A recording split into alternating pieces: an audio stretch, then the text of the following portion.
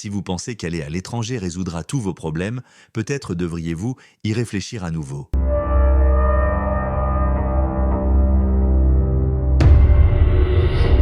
Sabina, une femme courageuse, mère de 3 enfants et propriétaire d'une petite entreprise, a quitté son pays en quête d'une vie meilleure pour sa famille. Elle a déménagé en Arabie Saoudite, espérant qu'une nouvelle vie l'attendait. Mais ce qu'elle a découvert là-bas est bien plus complexe et sombre que ce qu'elle avait imaginé. Cette histoire est celle de sa survie, de sa résistance face à des conditions inhumaines, mais aussi de son incroyable force intérieure pour briser les chaînes de la violence et de l'exploitation. Le rêve brisé, une nouvelle vie qui commence mal. Sabina est arrivée en Arabie Saoudite pleine d'espoir, prête à démarrer un nouveau chapitre de sa vie. En tant que femme de ménage, elle avait l'espoir de pouvoir offrir un avenir plus radieux à ses enfants. Elle pensait qu'elle partirait loin de son pays, mais que ses sacrifices permettraient à sa famille de vivre mieux.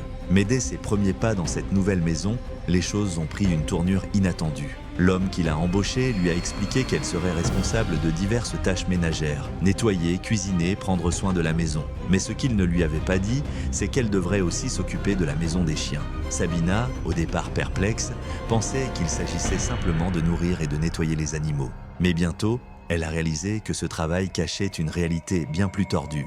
Les premiers signes de violence et de manipulation. Au début, Sabina pensait qu'il ne s'agissait que d'une tâche comme les autres. Nourrir les chiens et garder leur maison propre. Elle était optimiste, croyant que c'était un travail comme un autre, simple et inoffensif. Mais au fur et à mesure que les jours passaient, elle a commencé à comprendre la véritable nature de son travail.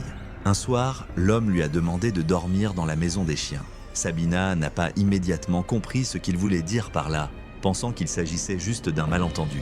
Mais lorsqu'il lui a répété ses instructions avec insistance, elle a commencé à se sentir mal à l'aise. Elle ne voulait pas l'accepter, mais qu'aurait-elle pu faire ? Elle était étrangère dans un pays où elle n'avait personne pour la défendre. Les chiens, une relation de peur et de contrôle. Les premiers jours, Sabina a essayé de se convaincre qu'il n'y avait rien d'anormal dans son travail. Elle pensait que c'était simplement s'occuper des chiens, rien de plus. Mais les choses ont vite dégénéré. Un des chiens a commencé à se comporter de manière étrange. Il venait vers elle, la léchait, se frottait contre elle d'une manière étrange et inconfortable. Sabina était terrifiée.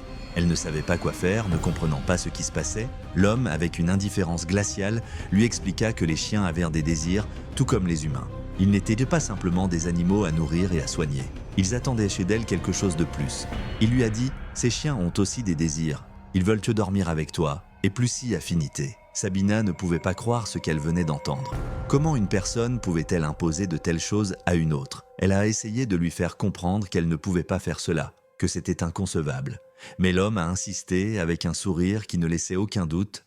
Ce n'était pas une demande, c'était un ordre. L'emprise qu'il exerçait sur elle ne faisait que se renforcer. Chaque nuit, elle devait faire face à la terreur, à l'impossibilité de fuir, à l'humiliation imposée par ses ordres dégradants. La prise de conscience, la peur et la résignation. L'isolement était le pire pour Sabina. Elle était seule, sans famille ni amis pour l'aider. Les jours se suivaient et se ressemblaient, avec une constante tension et une pression psychologique énorme. Les chiens devenaient de plus en plus insistants. Et chaque nuit, elle avait peur de ce qui allait arriver. Chaque soir, elle se demandait si cette situation allait vraiment continuer ou si elle trouverait un moyen de s'en échapper. Elle a commencé à ressentir une peur paralysante, mais aussi une rage intérieure, une volonté de survivre. Elle savait qu'elle devait absolument trouver une solution. Elle ne pouvait pas accepter que cette réalité devienne sa vie. Mais comment échapper à tout cela ? Elle n'avait rien, pas de passeport, pas de liberté, aucun droit, rien. Au fil du temps, la violence est devenue de plus en plus brutale. Sabina n'était plus seulement maltraitée psychologiquement, mais aussi physiquement.